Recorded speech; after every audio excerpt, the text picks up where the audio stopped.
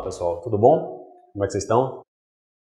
Dando prosseguimento nas nossas videoaulas, nós vamos fazer o último vídeo da competência 1. E nesse vídeo eu queria destacar a questão da identificação do risco, a análise do risco, a eliminação dele, a mitigação e finalmente se o risco remanescente ele é aceitável ou não. Vamos tentar entender isso por partes.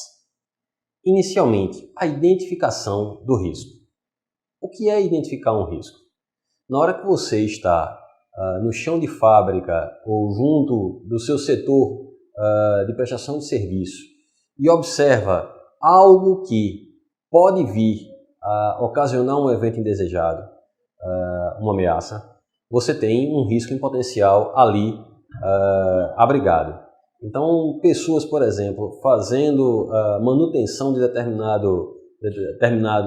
estrutura, elas podem estar utilizando elementos como solda, elas podem estar utilizando elementos como marretas, elas podem estar dependuradas em equipamentos, elas podem estar vulneráveis a uma série de riscos, os quais ali estão presentes. E você deve fazer essa identificação através de várias fontes. A primeira delas, a estatística. Você pode, através das estatísticas de acidentes, identificar quais são os riscos mais comuns na tua empresa. Tá? Mas isso é apenas uma parte da identificação. Outra parte advém do estudo dos processos. Observar o que cada trabalhador faz corriqueiramente dentro da empresa e, através da análise da atividade desse trabalhador, identificar os riscos os quais ele está submetido. Por fim, e não menos importante, a conversa com os encarregados, gerentes e principalmente com os próprios trabalhadores pode trazer para você informações fundamentais para que você possa identificar os riscos dentro do contexto laboral da tua empresa. Uma vez identificados os riscos, como você deve trabalhá-los? Você deve promover uma análise desses riscos. E quais são as duas principais ferramentas para fazer a análise de risco? É a probabilidade e a severidade.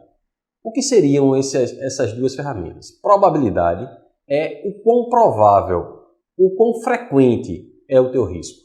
Ele acontece muitas vezes com muitos trabalhadores, acontece muitas vezes apenas em uma posição específica na empresa. Isso é fundamental para você definir o tamanho do teu risco. E a outra variável fundamental é a severidade. O que quer dizer isso? Qual é o potencial danoso desse risco? Né? Qual é o potencial danoso da possibilidade de que esse risco potencial se torne um risco real? Né? Por exemplo, esse risco ele atenta contra a vida de alguém, então, consequentemente, ele é extremamente severo. Esse risco ele atenta contra o funcionamento total da empresa, ele é extremamente severo. Esse risco pode pôr em situação difícil o meio ambiente no entorno, as comunidades no entorno, então esse risco é muito severo. Consequentemente, utilizando a probabilidade e a severidade, eu vou analisar o meu risco, né? O quão ele é grande e, consequentemente, vou atacar inicialmente os riscos maiores e os riscos os quais eu posso resolver imediatamente. Essas serão minhas prioridades. Uma vez identificados os riscos, uma vez analisados os riscos, eu agora devo fazer o processo de eliminação de riscos. O que é isso? Na verdade, outrora, muitas pessoas se acidentavam fazendo manutenção em estruturas elevadas. Hoje, a regra geral é tentar desmontar as estruturas, trazê-las ao solo e fazer as manutenções do solo. Na hora que eu tiro as estruturas de um plano elevado e trago para o solo, os riscos de queda e outros riscos inerentes a trabalhos em altura, naturalmente foram eliminados. Mas, por vezes, essas estruturas não podem vir ao solo, elas não podem ser desmontadas e trazidas ao solo. Nesse caso, eu vou tentar mitigá-las. O que é mitigar? É diminuir, tentar transformar esses riscos em riscos potencialmente menores. Para tanto, os equipamentos de proteção individual, os equipamentos de proteção coletiva serão fundamentais, né?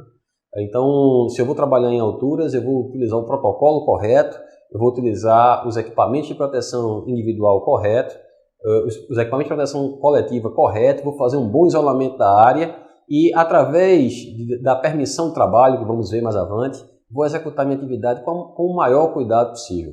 Consequentemente, eu vou estar mitigando o risco. Depois da mitigação do risco, eu faço a avaliação. Esse risco, ele é razoável ou não? Se eu entender que ele é razoável, eu continuo operando. Se eu entender que ele é inaceitável, eu vou procurar um outro processo produtivo, eu vou procurar uma outra forma de fazer, porque se o risco for considerado inaceitável, aí eu não posso colocar nem vidas nem patrimônio em risco, nem vidas nem patrimônio sob um risco desnecessário.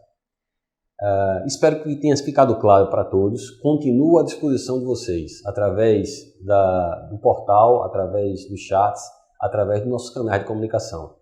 Foi uma satisfação e até a próxima.